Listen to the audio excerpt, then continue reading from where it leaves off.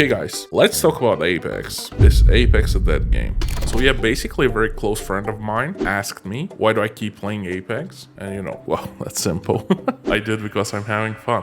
Why does any of us do anything? And he just kept going, he's like, but isn't Apex a dead game? I guess he watched some videos by J Miles, by Garrett, creators in the community who made comments on the declining population of Apex. A reasonable person, when they're asked if their favorite game is dying, would just pass that comment by and just keep living their life. But I'm not a reasonable person, am I?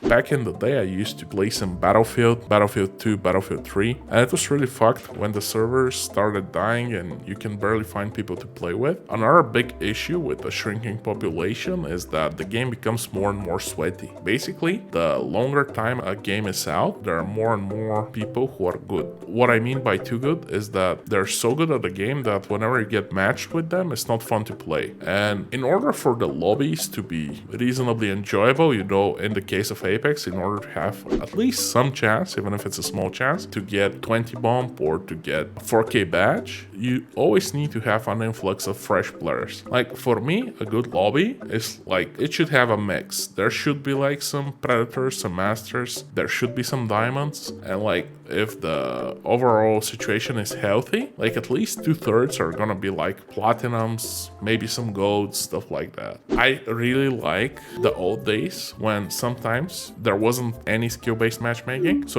sometimes you get these amazing matches where you're the best player in the match and you do like, 50 kills and you die twice. And sometimes, you're the worst player in the lobby and you just struggle to maintain like a 1.0 KD. But that's fine. We have very little to go off when we're trying to estimate the health of our favorite multiplayer game. Companies tend to stay quiet when things aren't going well and only present to us like factoids that put their product in a positive light. Here's, for example, like the latest we've had in terms of comment from Respawn and EA. They're talking about the fact that there's more than 100 million players registered. This was like in April of last year. And obviously 100 million accounts doesn't equal 100 million actual players to enjoy the game. So the way we can analyze what is actually happening is like through secondary sources. Obviously that's YouTube and Twitch. So the way to actually see what the truth is to compare two periods of the game that have some time apart and are very similar. Like one of the comparisons that Garrett used is he compared the fact that Apex right now is losing a lot of players compared to December. It's very hard to compare January to December. You shouldn't compare like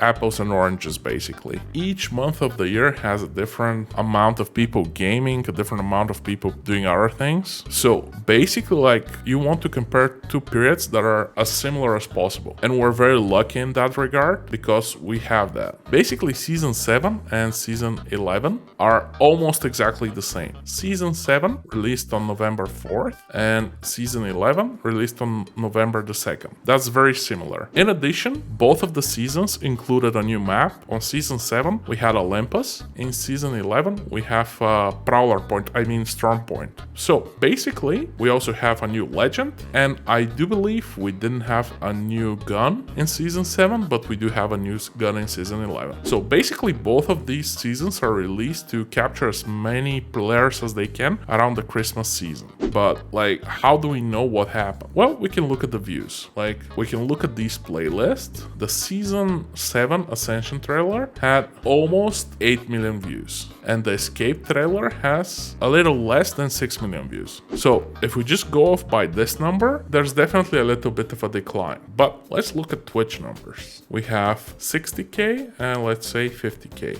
And this year we have 81k and 62k. That's like a huge improvement. Like you see that most players play in November, then a few drop off, but this is like much bigger. Let's look at the time watched. Like we have, I'm just gonna combine those two. We have like 79 million hours watched, and this year we have like 110 billion hours watched on Twitch. So YouTube says a little bit of stagnation and Twitch says a little bit of growth. Then I remembered something that's more important. Like, we are never gonna get numbers for Origin or for the consoles, I believe. But in November of last year, with Season 7, the game also released on Steam. This means we had access to Steam charts. Basically, you can see how many players are playing Apex if they're logging in through Steam. Like, first we need to say something. PC is definitely the smallest platform for Apex. More than 80% of players are playing Apex Legends either on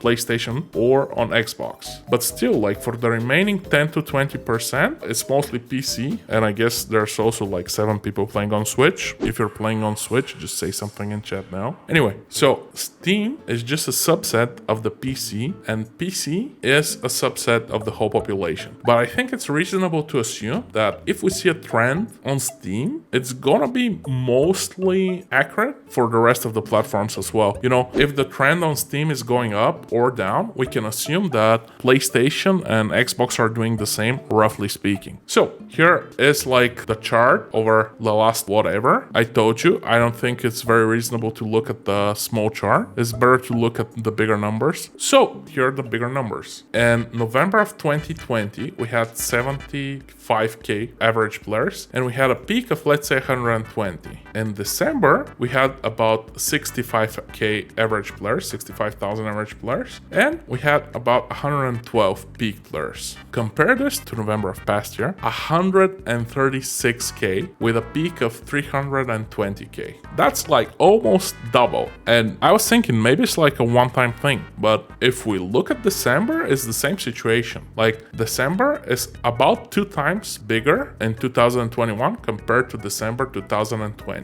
And even if you look at the gain, you can see that a lot less people fell off in December 2021 compared to December 2020. And the peak player number for me is very important because it's very accurate, you know. Even if you're smurfing, you can't log on 2 accounts at the same time. So like, if we just compare the peak number, this is like unique players for sure, I believe. So basically, like, we can compare that at peak is like 3 times more players. Like, 2021 is 3 times better than 2020. Like, we can also get some financial data from EA, but the fact is that when they report on Apex numbers, they bunch them together with the FIFA numbers. And I don't know if you know, but people spend so much fucking money on FIFA. Like, one of my closest friends, that motherfucker spent over 4,000 euro on FIFA in 1 year. Can you imagine how many people do that for FIFA? Like, in Apex, I don't think it's even possible to do that. If you buy out like the entire Apex store, I think you would spend like less than 1,000 euros. So yeah,